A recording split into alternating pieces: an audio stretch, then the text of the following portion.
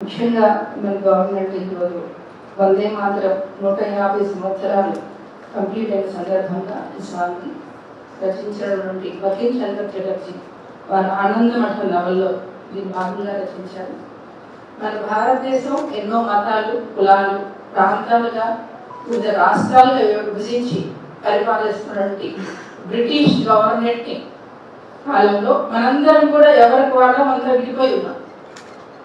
కాబట్టి మన భారతీయులందరినీ ఏకం చేయడం కోసం, ఒక ఇన్స్పైర్ చేయడం కోసం ఆనాటి కవులు ఎంతో మంది ప్రయత్నం చేశారు. దానిలో భాగంగా మనందరం కలిసి ఒక సాంగ్ అనేది బకిం చంద్ర చటర్జీ గారు రాశారు.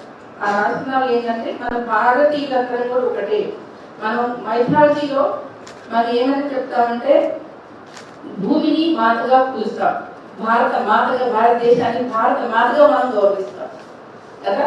కాబట్టి ఆ భారత మాత యొక్క ఔన్నత్యం గురించి ఒక కవి బకిం చంద్ర చటర్జీ గారు బెంగాలీలో ఆయన రచించినటువంటి ఈ గీతం అనేది ఆనాడు భారతీయులు ఎవరైతే స్వాతంత్ర ఉద్యమం కోసం పోరాడుతున్న వాళ్ళందరినీ కూడా కలిపి ఏకతాటిపై నిలిపింది. అంటే ఆమూలాంతం భారతదేశం, ఉత్తర దక్షిణ భారతదేశం కానివ్వండి, తూర్పు పశ్చిమ భారతదేశం, ఆ భారత సమానత అంటే ఈ భారతదేశం మొత్తాన్ని సమైక్యం చేయడం కోసం భారతీయులకి ఒక టూల్ లాగా ఈ గీత ఉపయోగపడింది. అందరినీ ఇన్స్పైర్ చేసింది అనమాట. దానిలో భాగంగానే బెంగాల్ విభజన జరిగినప్పుడు వందే మాతర ఉద్యమం, తర్వాత ప్రతిసారి కూడా క్విట్ ఇండియా ఉద్యమం కానివ్వండి, లేదా కనుక మనకి సాల్ట్కి సంబంధ వ్యతిరేకంగా ఉద్యమం పనిచేస్తున్నప్పుడు ఉద్యమం కానివ్వండి, దండి మార్చులు కానివ్వండి, అన్ని రకాలుగా ఎక్కడ భారతీయులు ఉద్యమం చేసినప్పుడు కూడా వందే మాతరం మన విధానంతో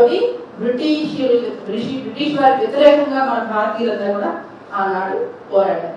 కాబట్టి మనందరి భారతీయులందరినీ ఒక తాటి మీద తీసుకొచ్చి మనందరం ఒకటే, మనందరం వేరు కాదు. భారతీయ దేశంలో ప్రాంతాలు వేరు కావచ్చు, భాషలు వేరు కావచ్చు, మతాలు వేరు కావచ్చు, కానీ స్పిరిట్ ని చూసుకున్నప్పుడు, మనందరం ఆత్మ కనుక పరిశీలించినప్పుడు మనందరం భారతీయులము అని ఒక కలిపి ఉంచడానికి ఈ సాంగ్ ఆనాడు ఎంతో మందికి, మనందరికి కూడా ఎంతో ఉపయోగపడుతుంది. కాబట్టి ఆ స్పిరిట్ ని ఇప్పటికి కూడా మనం మర్చిపోకుండా తప్పనిసరిగా మనందరం కూడా ఈ భారతదేశ గౌరవాన్ని, ఔన్నత్యాన్ని వెలుగెత్తు పాడిన సందర్భాన్ని మనందరం కూడా మనం ఒకసారి గుర్తు చేసుకుంటూ